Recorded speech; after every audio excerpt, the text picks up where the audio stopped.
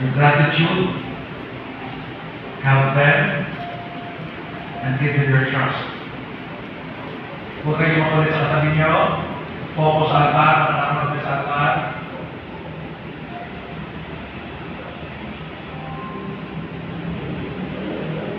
Kapag pinatayo ako dito sa harap, pag pinitala ako dito sa harap, tumayo na kayo, and the rest is remain in your prayer to this position.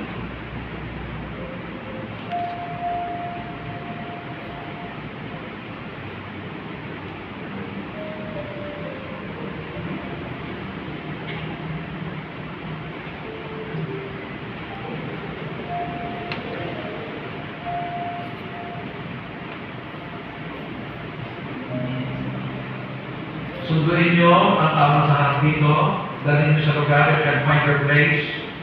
Pwede pang natin para makukuhaan, you can find your place together.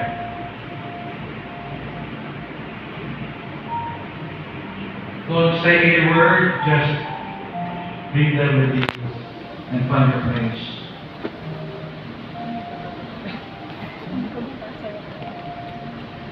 Hindi ko rin. Susunduin natin, then pupunta tayo sa parang magkatabi lang lang. Susunduin natin yung anak. Ayan naman si Ma'am Jane, pinatawag. Hindi ko rin.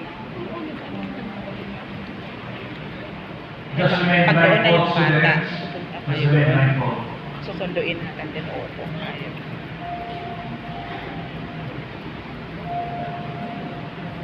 Ganun.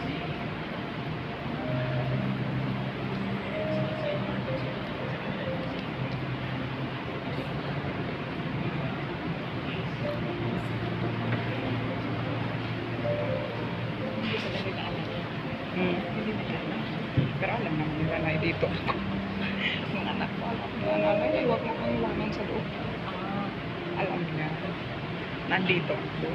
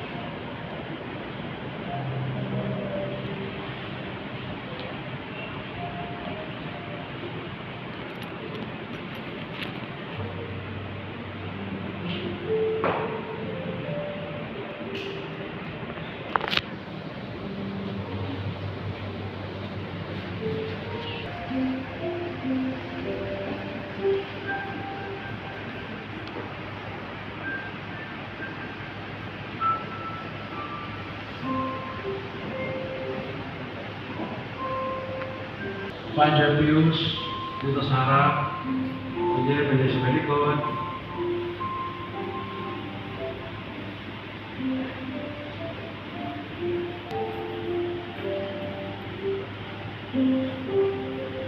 Meron ba dito sa harap?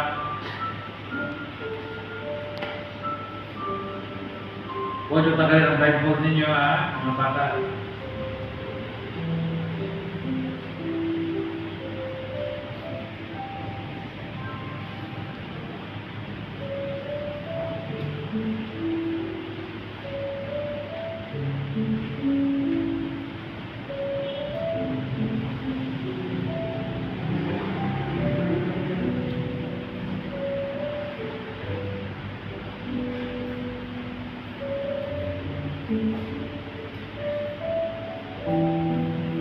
Follow my instruction.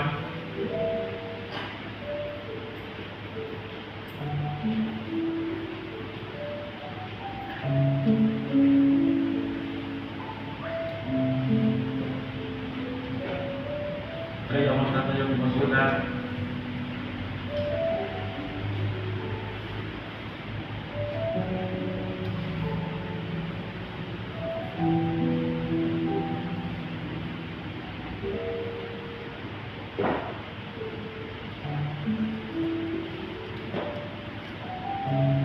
Okay. Ngayon, just follow my instruction. Sa mga hindi naka-blindfold, akbayan nyo o yakapin nyo yung tao naka-blindfold na yan and assure the person how much you love her or love him. So, yung mahal kita.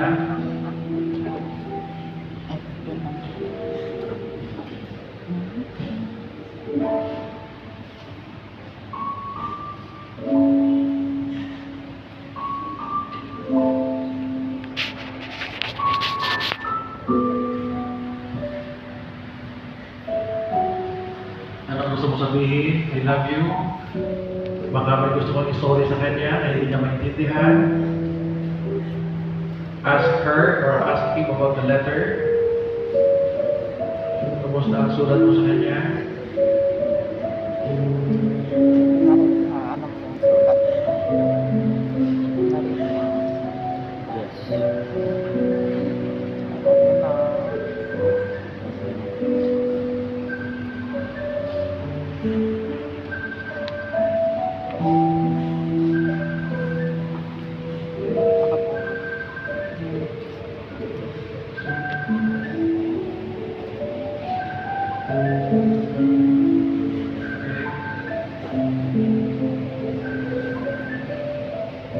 Let him or let her feel your sacrifices, how blessed you are for having her or him in your life.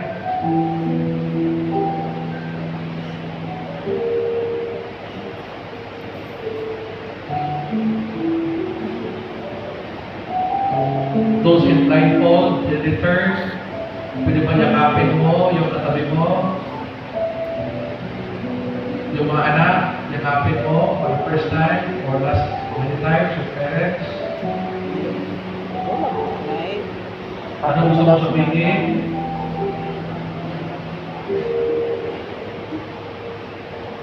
Ano gusto mo sabihin?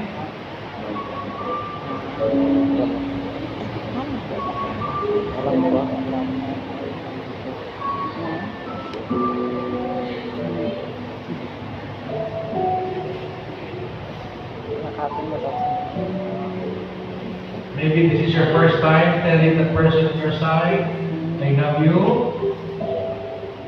I'm sorry. Give that person your right, your respect, your inspiration, your gratitude. Salamatan mo siya dahil magdadali ka na. What can you say to nanay? You are the fruit of your sacrifices. Ano yung sabi mo kay nanay? Ha? Ha? Okay, you're welcome always.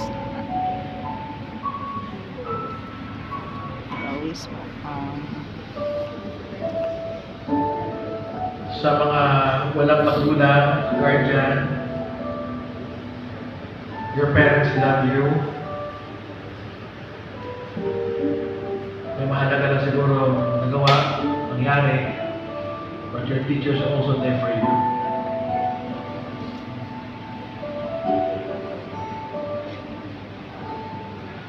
Parents, guardian, try to feel the first moment of your conception. Yung wala pa kayong anak. It was total silence. And God gave you that gift. Your daughter, your son, your beloved, your apo.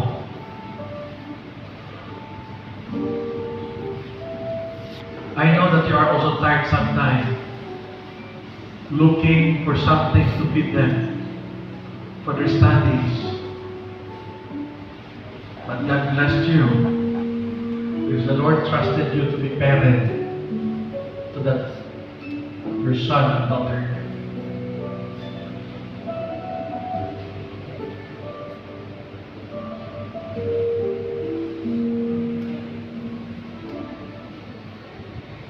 Ngayon, mga anak, those in blindfold, kapag tinanggal mo may blindfold na yan, I want you to say your spontaneous letter to the person in your side, Ano gusto mong sabihin sa kanya? Out of the many years, gusto niyang parinig din yun. Ano gusto mong sabihin sa kanya? Ito ngayon yung pagkakataon, please now your opportunity to express the words inside your heart. Tagalin niyo ang blindfold niyo.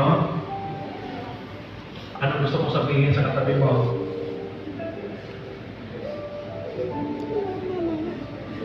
That is your space now. Ano gusto mong sabihin? Face the person on your side. Kung ano tingnan niyo katabi niyo, kaharap niyo, likod niyo. Ano gusto mong sabihin? What would you like to say? Maraming views nila. Ito sa lahat. Say sorry for the maybe apology. Yes, nanay.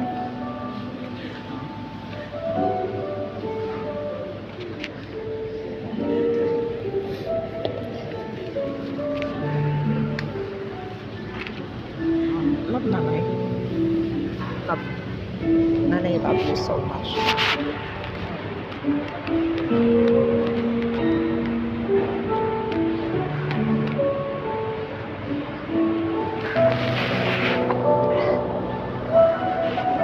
Aral ka buti.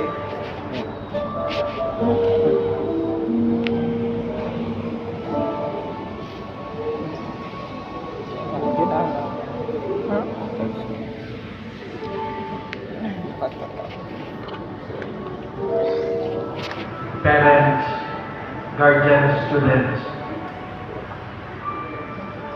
the Lord blessed you of having a family. Not all has the privilege to have a family. Couples are praying to have one, but not all are being given. Hanggat nandyan yung mga anak na yan sa piling ninyo, pagkaingatan nyo. Students, hanggat nandyan yung mga taong nagmamahal sa'yo, love them. Keep them with you.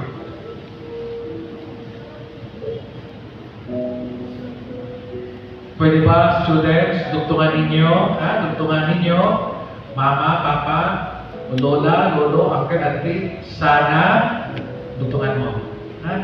Sana, talk to your teacher, sana ma'am, sana, dugtungan ninyo, students, sana, dad, sana, mami, Sana ano?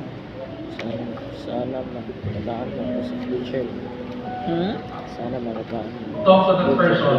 Parents, initiate Yes. for your son and daughter to talk.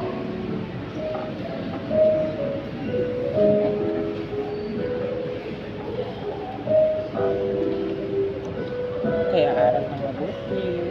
Baby ko.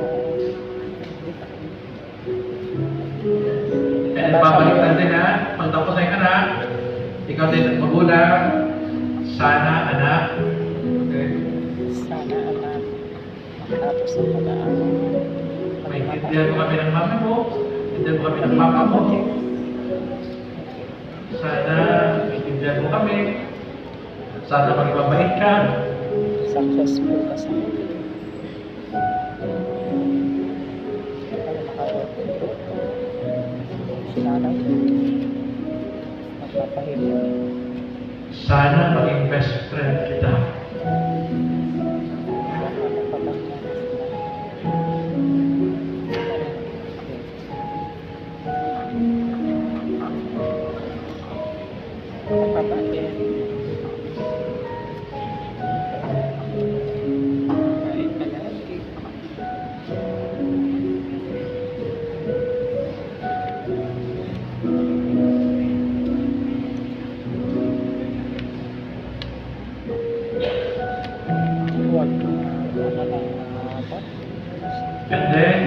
na.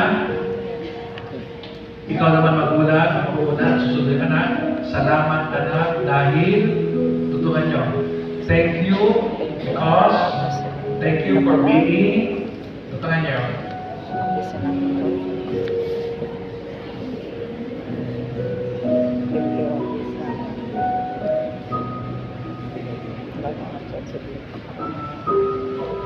Thank you bilang pasakay.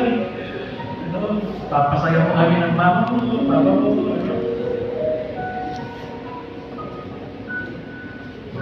Nagkapatapos na yung magulang, anak, kayo naman ang magsasalita. Thank you, ma'am. Thank you, papa, because, thank you, dahil, Ikaw rin sa akin. thank you, ma'am, dahil, Thank you.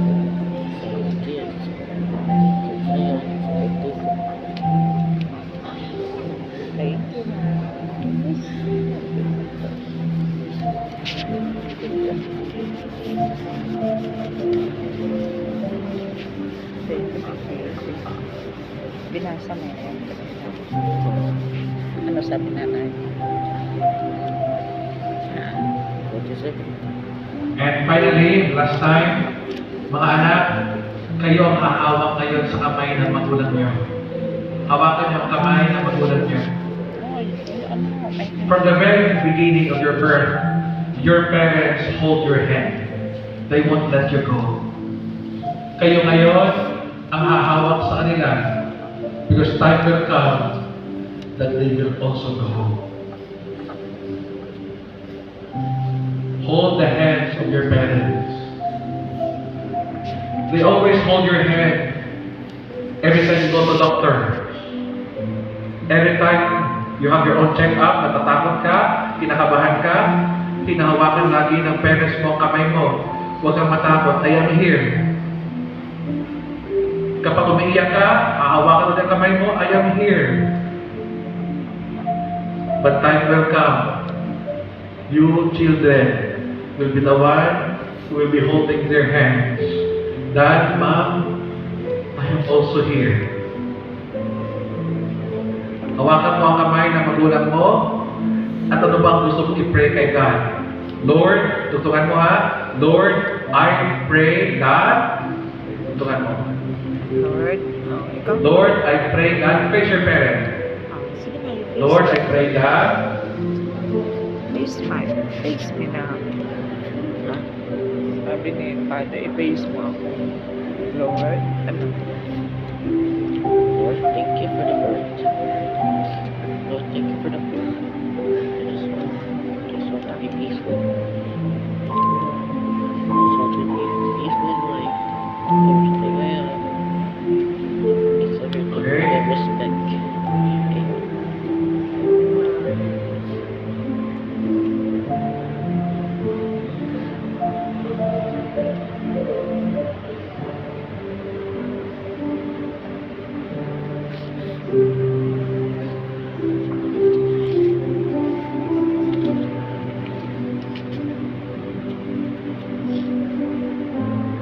Parents, students, palakpakan ko na ng bawat isa. Thank you for listening.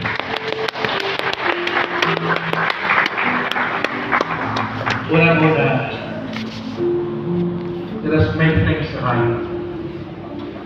I told to your children to make things right are to give you the respect.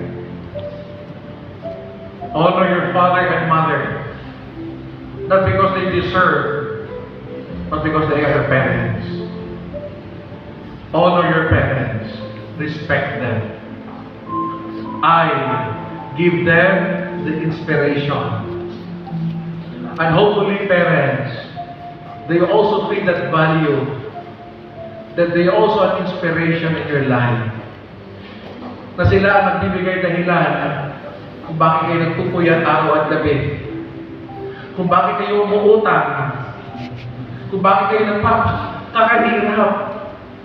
Let them feel your sacrifice out of your love for them to be good and better. G, right. Give them the gratitude. Students, remain grateful to your parents. Kaya mga magulang, be also grateful of having them. Sana hindi sila malas sa buhay ko.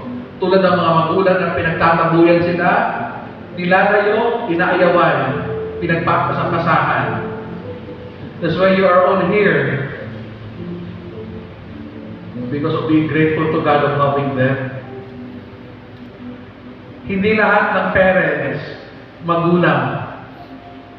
Dahil ibang parents, pangalan lang, but never naging magulang. Be grateful. Kung minsan umiiyak ka sa anak mo, dahil sadyang nagmahal ka lang. Right age. Students, help your parents. As parents, continue to help them. Not only to be successful, but to be faithful Christians. Ang maging mabuting anak. Okay naman maging doktor sila. Okay naman maging engineer sila. Okay naman maging nurse sila. Okay naman maging teacher sila. Okay naman maging professional sila. Pero mas okay kung maging mabuting tao sila. Aanin mo yung doktor, aanin mo ang maraming pera. Kung sa iyong pagtanda, sinasagot ka nila dahil napakapastos ng puso nila. Pa-okay pa na mag-simple lang ang pamilya kung masaya. Nandoon ang respeto at pagtutulungan. Kaysa sobrang laki ng bahay ninyo na sa isang araw hindi kayo nagkikitaan. Don't be strangers to one another. Be whole to one another. Help one another. And the last letter of being right, trust. Students, trust your parents. They can be your best friends. Pwede ka iwanan ng kaibigan mo, but I can tell you, hindi ka iiwanan ng magulang mo. Titiisin ka nila hanggang kaya nila. Kaya nga parents, trust them as well. Give them that sense that they can trust you. That they can be trusted by you. Trust them. Okay? And most of all, if you want to be right, the T is not really the capital letter T, but small letter T, the cross. Entrust your family to God. Your school, IGA, the middle of it, Jesus. Infant Jesus Academy. The J will hopefully, as it is in the middle of the IGA, will also be the center and the middle of your home, of your relationship as couples, with your relationship being a family. So sa mga magulang na naririto, salamat po sa inyo. Alam ko busy kayo. Alam ko may oras kayo sa iba. Mahalaga. Pero wala po makapagpapalit sa tinatawag na pamilya. They are God's gift to you. Be blessed and be grateful. Palakpakan po natin ang Diyos. So, as we prepare ourselves for the Mass, I wanted to have a short break. 3 minutes, maybe 4 minutes. At sa mga bata, please all stand, students. Please all stand, students. God put you together. God decided you to be together in one class, in one school. Puntahan niyo ang bawat isa, especially sa palagay mo ay may problema o nagbigat na dinadala. Be thankful, be grateful, be blessed. Puntahan niyo ang best friend niyo, puntahan niyo ang bawat isa, extending that peace to one another. Ilang araw na lang, baka hindi na kayo magkita ng classmate mo na yan. And pwede ba puntahan niyo bawat isa? And thank you to one another. Say your good words of gratitude.